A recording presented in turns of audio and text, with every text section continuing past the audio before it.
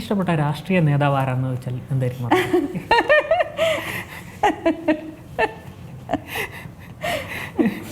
ആ ചോദ്യത്തിന് ഉത്തരം വേണോ? എല്ലാവർക്കും അറിയാവുന്ന ഉത്തരമാണെന്ന് എനിക്കറിയാം.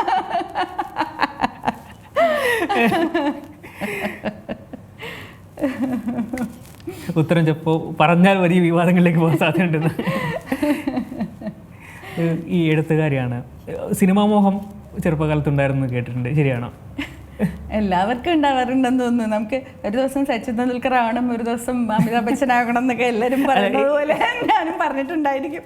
എനിക്കറിയില്ല, അങ്ങനെ സിനിമ മോഹം എന്നുണ്ടായിട്ടില്ല. പക്ഷേ കുട്ടിക്കാലത്ത് പിന്നെ സിനിമയിൽ അഭിനയിക്കാൻ, അതായത് ഞാൻ മോണോ ആക്ടും കഥാപ്രസംഗമൊക്കെ നന്നായിട്ട് ചെയ്യുമായിരുന്നു. അപ്പോൾ ആ ഒരു സമയത്ത് സിനിമയിൽ അഭിനയിക്കാൻ ചാൻസ് കിട്ടുമോ എന്നൊക്കെയുള്ള ഒരു അന്വേഷണത്തിലൊക്കെ ഏർപ്പെട്ടിട്ടുണ്ട് കുട്ടിക്കാലത്ത്. പക്ഷെ ഒരു ദുരനുഭവം ആ സമയത്ത് ഉണ്ടായിട്ടുണ്ടായിരുന്നു. അപ്പോൾ അതിനുശേഷം പിന്നെ ആ ഒരു മോഹം എന്നുള്ളത് അവിടെ വെച്ചിട്ട് അങ്ങ് നിന്നു. പിന്നീട് ഈ പറഞ്ഞ ഞാൻ IAS പ്രവേശിച്ചതിന് ശേഷം ഒരു സിനിമയിൽ അഭിനയിക്കാൻ തുനിഞ്ഞു. അപ്പോൾ അത്രയും വലിയൊരു കമേഴ്ഷ്യൽ സിനിമ എന്ന് പറയാൻ സാധിക്കില്ല. പക്ഷേ ഏലിയാമ്മച്ചിയുടെ ആദ്യത്തെ ക്രിസ്മസ് എന്ന് പറഞ്ഞിട്ടുള്ളൊരു സിനിമയായിരുന്നു അത്. അപ്പോൾ അതിൽ KPC ലളിത ചേച്ചിയുടെ കൂടെയും മധുസാറിൻ്റെ കൂടെയും അഭിനയിക്കാനുള്ളൊരു വലിയൊരു ഭാഗ്യം സിദ്ധിച്ചായിരുന്നു. ബെന്നി ആശംസ എന്ന് പറഞ്ഞൊരു വ്യക്തിയായിരുന്നു അതിൻ്റെ ഡയറക്ടർ. അപ്പോൾ അതിൽ അഭിനയിച്ചു. ചേർത്തലയായിരുന്നു അതിൻ്റെ ഷൂട്ടിംഗ്.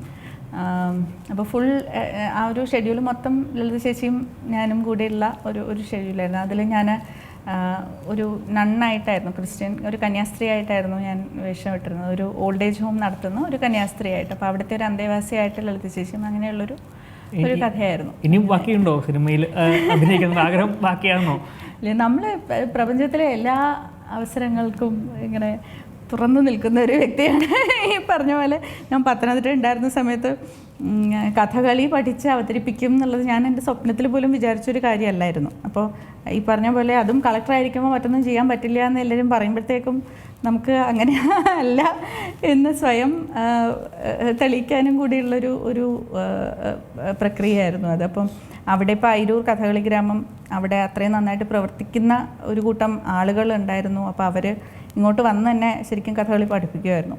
അപ്പോൾ അങ്ങനെ എല്ലാ ദിവസവും വൈകുന്നേരം 7 മണിക്ക് ശേഷം 1 മണിക്കൂർ കഥകളി അഭ്യസിച്ചതിന് ശേഷമാണ് വീട്ടിൽ പോവുക. അങ്ങനെയുള്ള കുറേ മാസങ്ങളുണ്ടായിരുന്നു അവിടെ. അങ്ങനെയാണ് ആദ്യമായിട്ടൊന്ന് കഥകളി അവതരിപ്പിച്ചത്. അപ്പോൾ അത്തരത്തിൽ എന്താ പറയുക, സ്വയം ജീവിതം ഒരു പരീക്ഷണശാലയായിട്ട് എന്നും കണക്കാക്കുന്നൊരു വ്യക്തിയാണ് ഞാൻ.